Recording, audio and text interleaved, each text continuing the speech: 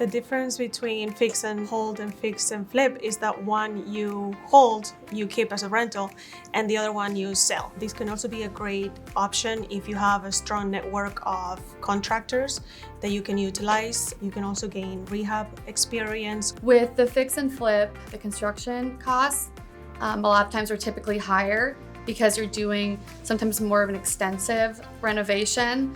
With the fix and hold strategy, typically the construction costs are lower. Since it's a rental property, you might not do an extensive renovation. The benefits of fix and flip and selling the property are primarily you can make money faster.